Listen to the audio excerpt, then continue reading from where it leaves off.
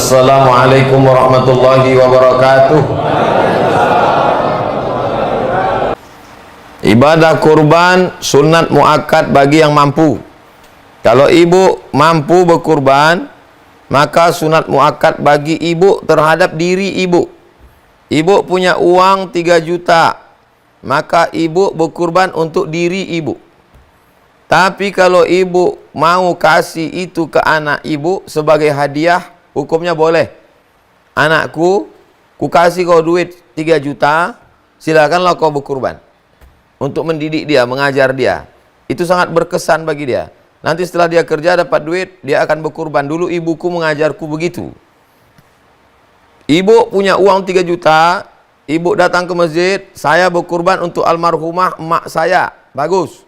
Tapi bagusnya lagi kalau ibu punya duit 6 juta, 3 juta kurban saya, 3 juta almarhumah emak saya. Bagus. Jadi intinya boleh berkurban untuk orang sudah meninggal dunia. Mana dalilnya? Allahumma hadza an Muhammad wa ali Muhammad. Ini ku sembelih untuk Muhammad dan untuk keluarga Muhammad sallallahu alaihi wasallam. Itu dalil boleh berkurban untuk orang meninggal, karena waktu itu Khadijah sudah meninggal.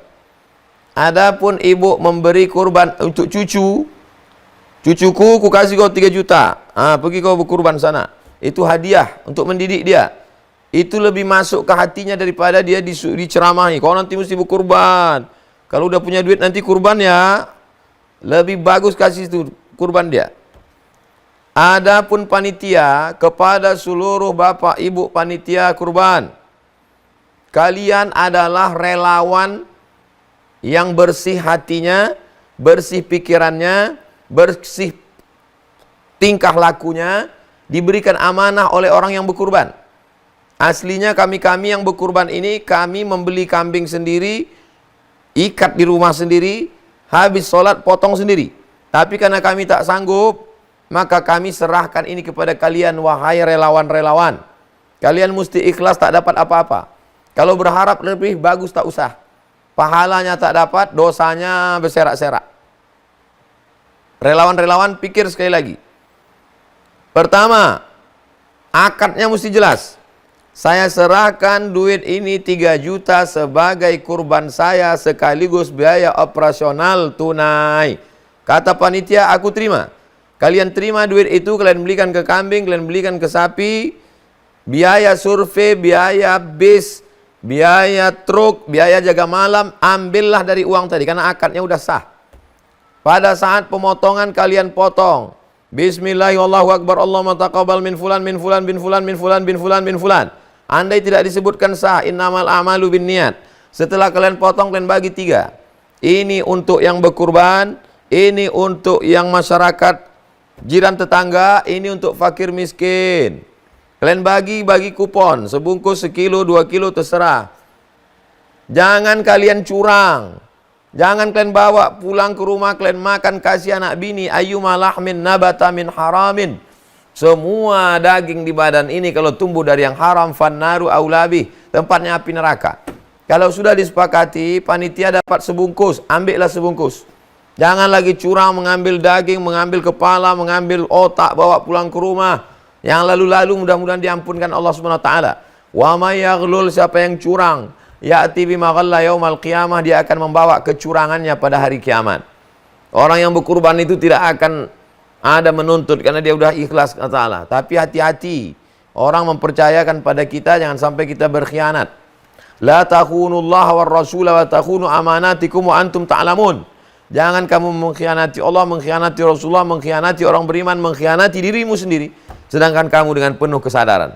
Harga daging sebungkus itu tak seberapa, tapi makan haramnya itu luar biasa. Nabi Ibrahim itu berhadapan dengan ayahnya lulus, berhadapan dengan followernya lulus, berhadapan dengan viewernya lulus, berhadapan dengan istrinya lulus. Setelah lulus, puncaknya berhadapan dengan anak. Lulus juga. Ujian terakhir, ujian S1, ujian S2, ujian S3. Skripsi, tesis, desertasi makin berat. Jadi yang terberat adalah ketika melepas rasa memiliki. Rasa kemelekatan. Melekat anak itu dalam hati karena diminta 86 tahun. Allah ingin melepaskan, Allah cemburu. Ghirah. Jangan sampai ada dalam hati kita ada yang lebih daripada Allah. Lepaskan rasa memiliki, lepaskan rasa kemelekatan, lepaskan rasa hajat lebih daripada Allah Subhanahu wa taala.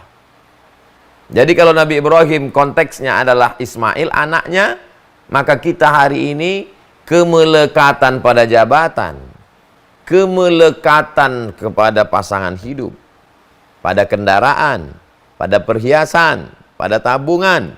Lepaskan kemelekatan itu semua dengan menyembelih yang tersayang. Simbolnya adalah kurban. Kambing yang kita berikan ini bukan yang paling kita sayang. Ini syariatnya. Hakikatnya adalah kita sedang melepaskan yang paling kita sayang. Tapi berawal dari 3 juta, 2 juta setengah, 2,6, 2,7. Bagi yang kaya-kaya beli sapi limosin 500 juta, 1 miliar. Tapi harta dia 1 triliun. Tapi dia udah mau kurban, udah oke lah, udah alhamdulillah lah itu. Tapi jangan sangka kau sudah berkurban, belum. Belum berkurban seperti kurbannya Nabi Ibrahim alaihissalam. Karena puncaknya Ibrahim adalah puncaknya anaknya itu. Fakulu minha, makanlah hewan kurbanmu itu. Jadi memakan daging hewan kurban itu perintah Allah, tapi perintahnya tidak wajib, sunnat. Fakulu minha, makanlah hewan kurbanmu itu.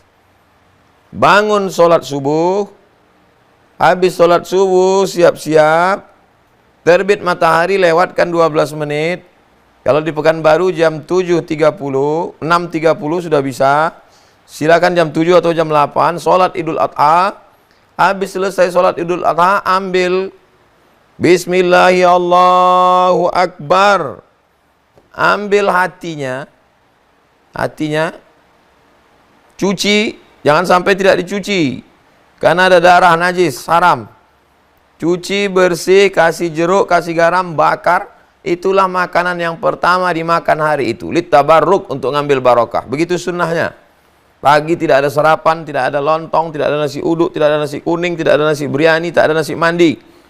Makanan yang pertama dimakan adalah hati hewan kurban. Kulu, makanlah. Sisanya wa at'imul ba'isal faqir, bagi ke fakir miskin. Ini yang paling afdal, the best, mantap. Makan hatinya aja sedikit, sisanya bagi semua ke fakir miskin. Cara pembagian yang kedua, sulusahu. 1/3 untuk yang berkurban, 1/3 untuk kerabat, tetangga, kawan, sahabat, jiran, 1/3 untuk fakir miskin. Adapun yang kita lakukan sekarang di seluruh kota-kota di Indonesia, daftar ke masjid, diselenggarakan panitia, dikasih 1 kupon untuk peserta kurban, 1 kupon sebagai kaum muslimin, dapat 2 kupon. Itu masih di bawah 1/3, masih boleh, masih halal, silakan. Tapi kalau nggak mau nerima, bagus, bagikan ke fakir miskin. Yang punya kelapangan rezeki, falam yudahi, tapi tidak mau berkurban, fala yaqrabanna musallana, jangan dekat-dekat tempat sholat kami. Siapa yang punya duit, mampu, tidak mau berkurban, jangan dekat-dekat tempat sholat kami, jangan ikut-ikut hari raya sama kami. Berdasarkan hadis ini ada ancaman. Menurut ilmu usul fikih, kalau dalam satu ayat hadis ada ancaman, berarti maknanya lil wujub, berkurban itu wajib. Inilah salah satu dalil mazhab Hanafi mengatakan bahwa kurban itu wajib karena ada ancaman. Sedangkan mazhab Syafi'i, mazhab Maliki, mazhab Hambali mengatakan kurban sunat muakkad. Kenapa? Karena Nabi mengatakan salasun hunna alayya faraidu. Ada 3 perkara yang bagiku wajib, walakum tatawu'un, tapi bagi kamu hanya sunat, yaitu kurban. Abu Bakar dan Umar pernah 1 tahun tidak berkurban. Pas ditanya kenapa? Supaya kaum muslimin jangan menyangka kurban ini wajib. Kurban ini di atas sunat, di bawah wajib. Sunat muakkad. Ya salli wa sallim daiman abada